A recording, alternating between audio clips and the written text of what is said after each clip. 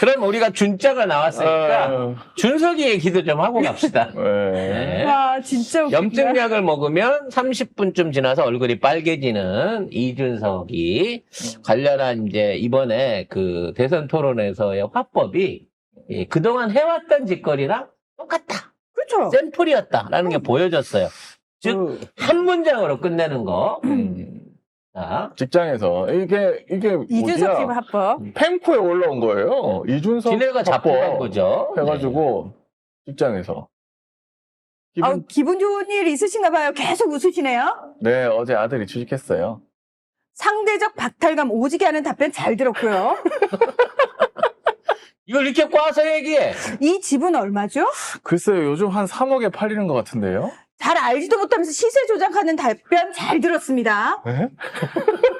식당에서 여기 뭐가 맛있나요? 김치찌개가 맛있습니다. 김치찌개 말고는 자신 없다는 답변 잘 들었고요. 이런 거거든. 그러니까 미친 새끼 아니야. 사실은 질문을 이것도 있어요. 이건 진짜 이건 골 더하지. 때립니다. 이거 진짜 골 때립니다. 자, 이재명 후보님께 묻겠습니다. 식사하셨나요? 네, 먹었습니다. 네, 토론 준비는 안 하고 밥이나 드셨다는 소리 잘 들었고요. 우리 집 차 오래됐으니까 바꿔볼까? 돈도 없으면서 차 산다는 소리 잘 들었고요. 우리 집 냉장고 고장났는데 사야 될 것 같은데? 맨날 냉장고 만지는 사람이 대책 없이 썼다는 소리 잘 들었고요. 요겁니다. 요거 누가 배울까? 진짜 겁이 나네요, 진짜로. 어?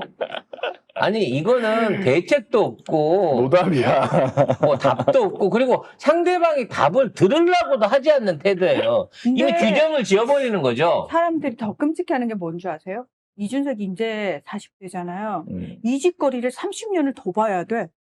설마 앞으로도 계속 그러겠어요. 근데 이 정도는 한 중2 정도에서 끝나지 않나? 지금 중2들 대부분? 이렇게 하면은 왕따 당해요. 또래 집단에서. 아니, 초등학생도 이렇게 얘기하면 아니, 야, 좀- 저 새끼랑 말도 섞지 마. 이렇게 중2 돼요. 정도 되면 좀 삐뚤어진 애들. 약간 요 정도 하고 하다가 중3 때 되면 이게 아무것도 아니구나라고 생각할 텐데. 그래서 지금 이준석이 매우 초조합니다.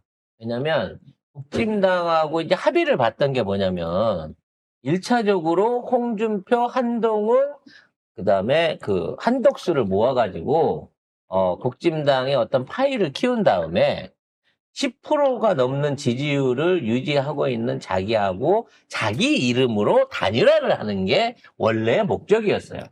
쉽게 말해서 김문수를 꺾어버리고 김문수의 권력을 뺏어오기 위해서 일단 한동훈, 홍준표, 한덕수를 끌어들여갖고 합쳐. 네, 이 정도 국힘당 되면 안에서. 김문수가 불쌍해질라 그래. 그러니까 긁고 난 다음에 김문수한테 야 우리 힘이 더 강해 너보다 너 이준석이랑 합당해 그래야 우리가 이길 수 있어 라고 얘기해서 이준석으로 1대1 대결을 치르기로 한 게 지들의 전략이었다는 거예요. 이게 권성동이 밝힌 전략 중에 전략이었던 거고요. 그래서 이준석이 이런 말 하고 다녀요. 지금 이재명 총통실에 맞겠다. 나와 문제는, 이재명이 1대1 결정이 돼야 된다. 김문수 후보로는 이길 수가 없다. 근데 문제는 그게 되려고 하면 지금 지지자들 중에 자기 지지율이 김문수만은 못 된다고 하더라도 최소 10% 이상 돼갖고 이게 합쳤을 때 대선에 영향력을 줄 수 있다라고 하는 객관적인 수치가 나와야 이걸 밀어붙일 수가 있는 거거든. 그렇지. 근데 6%도 안 나와. 그러니까 이 새끼들이 아니 대한민국에 있는 새끼들 왜 나를 안 찍는 거야? 이거 다 정신 나간 새끼, 모질한 새끼들 아니야? 그러고 그렇게- 이호 감도가 70%를 넣고 있거든요. 근데 그 사람들 앞에 야 애를 낳는데 이재명처럼 되는 게 좋겠어요? 김문수처럼 되는 게 좋겠어요? 저처럼 되는 게 좋겠어요? 라고 물는다고 하면 저처럼 뭐 20번남 되는 거야. 그게 어떤 저처럼인지 모르겠어요. 참나. 저는 하버드로 꺼낸 건데 어처구니 사람들이 다, 야, 씨, 내 자식이 이재명처럼만 된다면 더 할라게 못하고. 돈 한 푼 안 들여도 지가 알아서 공부해갖고 다시 합격하고 대학 전액장학금 다니고 용돈 받아 다니면서 사시 합격하고 성남시장 되고 경기도지사 되고 게다가 일은 겁내 잘하고. 야, 내 자식이 그만큼 되면 더 할라게 없지. 내 인생 성공한 인생이지. 근데 저처럼 되고 싶지 않으세요? 그러면서 자기를 찍어야 된다고 하고 있는 거죠. 에휴, 진짜. 그래서 얘가 얼마나 머리 나쁜가는 저도 한번 그 지적을 했습니다만 폭력 관련된 예, 공약을 놓고 지가 이제 그 자리에서 얘기를 못 했잖아요.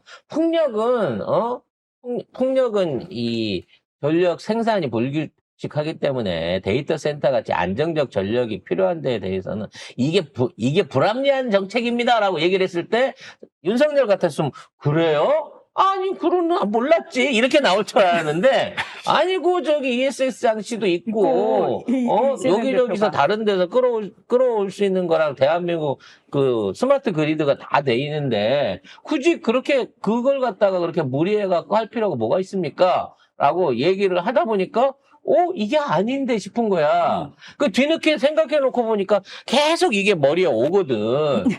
지금 기억에 남거든. 그러니까 이제 토론 끝난 다음에 나와가지고 친중 정책이다. 풍력 발전은. 그렇지. 풍력 발전은 다 중국 쪽이다. 한국 업체는 28%밖에 안 된다. 이딴 식으로 이야기를 했어요. 물론 중국이 풍력 발전을 많이 하는 건 맞습니다. 하지만 풍력 발전에 관한 기술적인 어떤 그 완성도라고 할까요? 이거는 이 두산 엔지니어링 이걸 훨씬 더 잘합니다. 다만 우리나라가 거기에 대한 예산이나 투자가 부족하기 때문에 지금 개발해 놓고 있는 기술도 활용을 못할 뿐이에요. 왜? 풍력이 화력이나 이런 데 비해서 시설비 대비해갖고 회수되는 기간이라든지 이게 길게 가다 보니까 민간이나 어떤 민간 자본이 투자해갖고 할 수 있는 영역이 안 되기 때문에 정책적인 지원이 필요한 건데 그걸 우리나라가 정책적으로 특히나 윤석열이 가로막고 있었기 때문에 경쟁력이 없는 거거든요.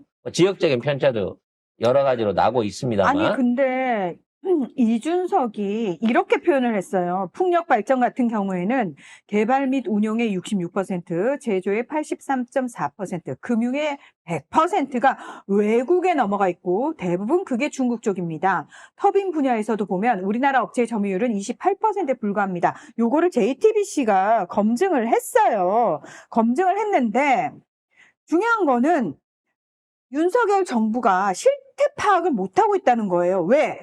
관련 부처에 대해서 이거 사용 현황 좀 달라 하니까 뭐라고 얘기했냐면 자료가 없다. 그러니까 무슨 얘기냐면 아니 정부 부처조차도 파악하지 못하고 있는 걸 이준석은 무엇을 근거로 66%, 83.4%, 100% 이런 얘기를 하냐는 거예요. 그리고 이게 뭐냐면 2022년 9월 이후에 중국 업체는 한 건도 낙찰 못 받았습니다. 그러니까 이거는 이준석이가 국내에 데이터가 없으니까 세계 풍력 발전 데이터를 본 거예요. 그러니까 세계 풍력 발전 데이터라 할지라도 지금 나와 있는 거 글로벌 풍력 에너지 위원회에 따르면 중국이 전체의 43%를 차지하고 있는 거예요. 그러면 이준석 얘기하고 다른 거예요. 이준석은 뻥을 거기다 더 보탠 거죠. 네가 말하는 그 퍼센테이지 마치 구체적인 숫자를 제시하면 마치 굉장히 정확해 보이는 것처럼 이야기하지만 이 근거는 어디서도 없다는 겁니다. 그러니까 이재명을 친중이라고 하면서 이준석은 친중 언론 내지는 중국이 써내려간 중국이 주장하고 있는 지네들 자뻑 데이터가 있는 것들을 어디서 듣고 와가지고 그걸로 가지고 이거가 팩트인 양 얘기를 하고 있는 거예요. 만약에 중국 정부가 발표한 수치를 가지고 왔다면 당시엔이야말로 친중이네. 친중 매국노 아닙니까? 왜 중국 쪽이 일방적으로 주장하는 통계 수치를 네 입으로 공식화시켜 줍니까? 전 세계 어디서도 안 하는 걸? 풍력 발전에 대한 거는 제가 국뽕방송에서 한번 언급을 했습니다만 우리나라에 지금 포항 앞바다에 풍력단지가 하나 있고요. 해남 안도 이쪽에 이제 풍력단지 하나가 있고 이 두 풍력단지가 운영되고 있습니다만 효율성이라든지 생산 능력 그리고 거기에 대한 설치 기술 안정성 등을 따져봤을 때 전 세계적으로 인정을 받고 있는 기술들이에요. 그래서 문재인 정부 때는 이와 같은 풍력단지에 대한 외국 자본들의 투자들이 계속해갖고 줄을 잇고 있었단 말이야. 외국에서 70%까지도 돈을 내겠다라고 얘기를 할 정도로 나왔었단 말이야. 그걸 다 잘라버리고 날려버린 게 지금 윤석열 정부인 겁니다. 윤석열 정부 들어서 재생에너지 부분 다 깔아뭉갰잖아요. 그래서 문재인 정부가 12%, 13%까지 끌어올렸던 우리나라 전체 재생에너지 비율을 7%, 8%로 가라앉혀버린 게 지금의 윤석열 정부라는 거죠. 그리고 산업부의 고정가격 입찰 제도가 있는데 2022년 9월부터 풍력에도 적용이 됐거든요. 그래서 그 기준 중에 하나가 국내 산업, 그다음에 국내 경제 기여도가 20%, 그다음에 국내 사업 실적 4% 등 이런 거는 중국 업체가 들어오기도 힘들어요. 애초에 안 그건 돼. 국책 사업인 거니까요.